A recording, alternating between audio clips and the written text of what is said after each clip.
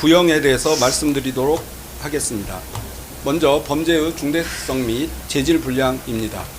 앞에서 살펴본 바와 같이 관련자 진술과 각종 보고 문건, 문자 메시지, 통화 내역, 체증 영상 등 객관적인 자료 등에 의하면 이 사건 공소 사실은 충분히 입증됩니다. 이 사건 범행은 피고인이 자신의 범행을 은폐하거나 정당화하기 위해 직권을 남용하고 국가 기관을 사유화한 것으로 중대한 범죄임에도 피고인은 공권 범행에 대해 대수롭지 않은 듯한 태도를 보이며 이런 정도의 행위로 대통령을 구속하는 것은 유치하다고까지 주장하고 있습니다.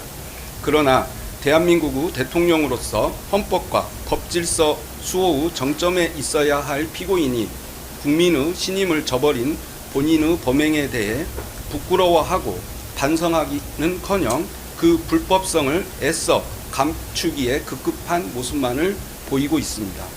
오히려 피고인은 수사기관의 수사권이나 법원의 재판 관할, 입법 수집 증거 등과 관련된 주장을 하며 교묘한 법기술을 내세워 사건의 본질을 흐리고 형사처벌을 면해보려는 시도만 하고 있습니다.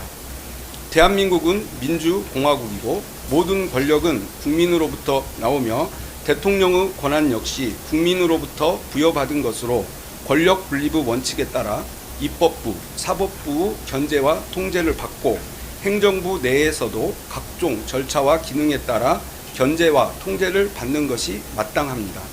우리 헌법은 행정부 내에서의 대통령 권한 행사 통제 장치로 국민의 기본권에 중대한 영향을 미치는 사항에 대한 국무회의 심의 제도와 대통령의 국법상 행위에 대한 문서주의 및 부서주의를 규정하고 있습니다.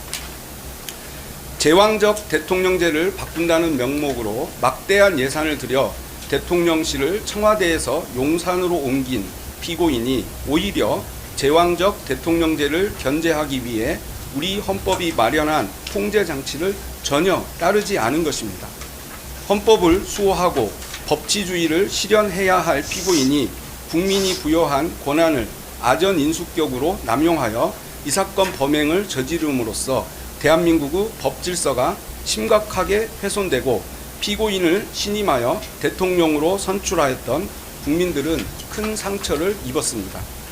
그럼에도 피고인은 수사 및 재판 과정에서 국민들에게 반성과 사죄의 마음을 전하기보다는 비상계엄 선포의 정당성, 수사 절차의 이법성만을 반복 주장하며 범행을 전면 부인하고 있고 자신의 명령을 따른 하급자들에게 책임을 전가하는 모습도 보이는 등 개전의 정이 전혀 보이지 않습니다.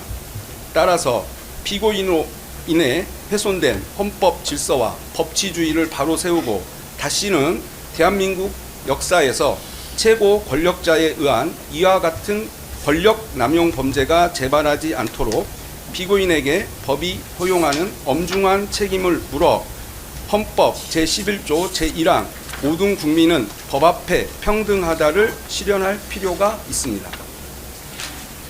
다음은 구체적인 구형량에 대해서 말씀드리겠습니다. 이 사건 공소 사실에 적용된 제명과 적용법조 법정형은 다음과 같고 경합범 가중을 할 경우 피고인에게 최대 징역 11년 3개월을 선고할 수 있습니다. 먼저 이 사건 공소 사실 중 체포방해 관련 특수공무집행 방해, 직권남용 권리행사 방해, 범인 도피 교사에 대해 살펴보겠습니다. 이들 죄는 상상적 경합 관계에 있기 때문에 가장 법정형이 중한 특수공무집행 방해를 중심으로 검토하겠습니다. 대법원 양형위원회의 공무집행 방해 범죄 양형 기준에 따르면 비난할 만한 범행 동기, 단체 다중의 이력을 보인 경우, 피해를 입은 공무원이 다수인 경우, 공무 방해의 정도가 중한 경우, 반복적 범행, 피지자에 대한 교사, 계획적 범행 등 다수 가중 양형 인자가 존재하므로 가중 구간 1년에서 4년에 해당합니다. 더욱이 이 사건 특수공무집행 범행은 국가 원수를 경호하기 위해 강력한 화기로 중무장한 대통령 경호처 소속 공무원들을 사병화하여 재판의 집행인 법관이 발부한 영장의 집행을 물리력을 동원해 조직적으로 저지하도록 한 것으로 전례 없는 공무집행 형태라는 점이 고려되어야 합니다. 따라서 체포방해 관련 범행의 경우 피고인에 대하여 보다 엄중한 책임을 묻지 않을 수 없으므로 양형위원회의 양형구간 1년에서 4년보다 중한 징역 5년을 선고함이 타당하다고 판단됩니다. 다음으로 국무위원 심의권 침해, 허위 공보, 비합본 현출 방해 관련 직권남용 권리행사 방해, 대통령 경호법 위반 교사 범행에 대해 살펴보겠습니다.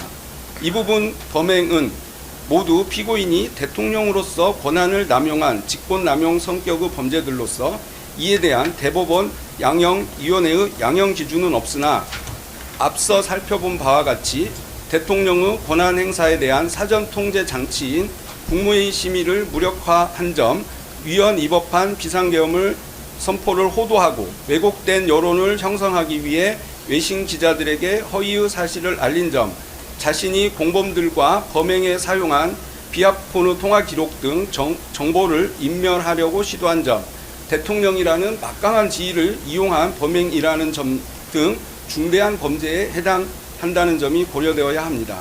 따라서 이와 같은 점들과 법정형 등을 고려할 때 이들 범행에 대하여 징역 3년을 선고함이 타당하다고 판단됩니다.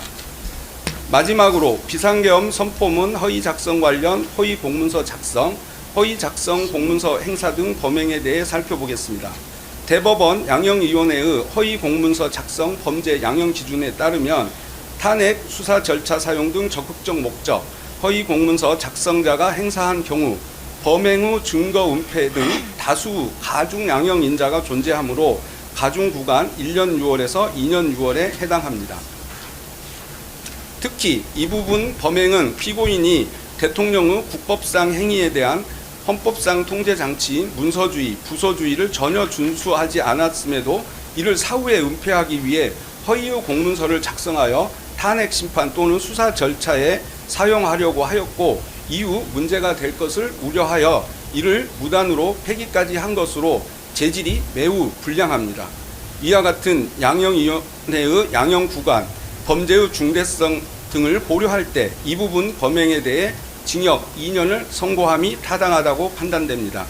이상의 선고형을 종합하면 이 사건 공소사실 전체에 대하여 피고인에게 징역 10년을 선고함이 타당합니다. 이상과 같이 증거들에 의해 공소사실 전부에 대해 합리적 의심 없이 증명이 이루어졌으므로 피고인에 대하여 유죄 판결을 선고하여 주시고 피고인의 이 사건 범행들은 그 범정이 무겁고 죄책이 중하므로 피고인에게 징역 10년의 형을 선고하여 주시기 바랍니다. 이상입니다.